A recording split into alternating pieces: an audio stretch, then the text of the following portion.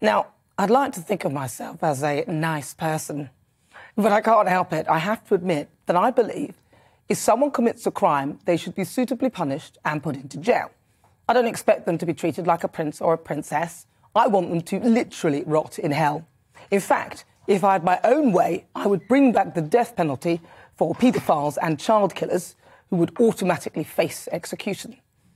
So when it comes to matters like this, I'm probably the last person to ask. But I'll give it a go.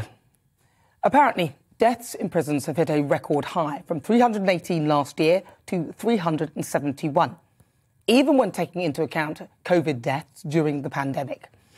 Now, again, I'll be honest, I wasn't really sure emotionally where to go with this one. I'm conflicted. I mean, it would appear that the majority of deaths in England and Wales in prison are actually from natural causes, but even those rose by 12% in a year. Self-inflicted deaths actually went up by 28%, and these were higher in young people. The director of Inquest, a charity that looks into state-related deaths, Ms. Cole, said that the statistics represent the serious consequences of highly restrictive regimes on people's mental and physical health. They also reflect the continuation of a harmful and dangerous prison system and criminal justice policies which use prison as the response to social problems. She called for urgent action to ensure people in prison have access to healthcare and adequate support. And in the long term, a dramatic reduction of the prison population and more investment in radical community alternatives. Am I missing something here? It seems there's this bleeding heart support and a wish to get to the bottom of why these people commit crimes, to help them in any way, and in many cases absolving them from actually feeling guilty, forcing me to remind myself that actually there are victims in all of this, and the victims of the crimes who bravely attempt to rebuild their lives are forgotten. The prisoners are not the victims in this instance, surely. Our system is already of a much higher standard than other parts of the world. I mean, see what happens to you in Ghana. If you get caught committing a crime, there certainly isn't a bleeding heart liberal elite looking out for the interests of the prisoners. And I can't see them being that bothered if a higher number than normal are dead.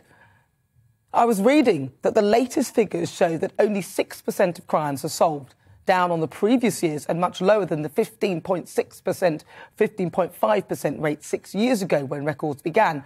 So basically, most victims receive no closure and the perpetrator increasingly escapes justice and prosecution.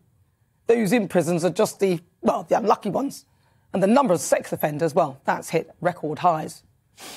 But my argument does slightly fall away in the case of those imprisoned, in my eyes, unnecessarily. Like, for example, the young man who was given 8 weeks in prison despite the fact that he's autistic and has mental health issues. His 8-week sentence for holding the camera that was used to film Chris Whitty as his friend held the chief medical officer in a headlock, intimidating her and harassing, I think, was overboard. And that's not to say that autistic people or those with mental health issues do not commit crimes and shouldn't be suitably punished. But what his sentence does is highlight the fact that prisons are not likely to provide any form of rehabilitation and could end up with him spending a lifetime there if he misbehaves further. I agree with social initiatives to prevent people from turning to crime in the first instance. This is a good idea, but making a prison a nice place to be isn't my idea of punishment.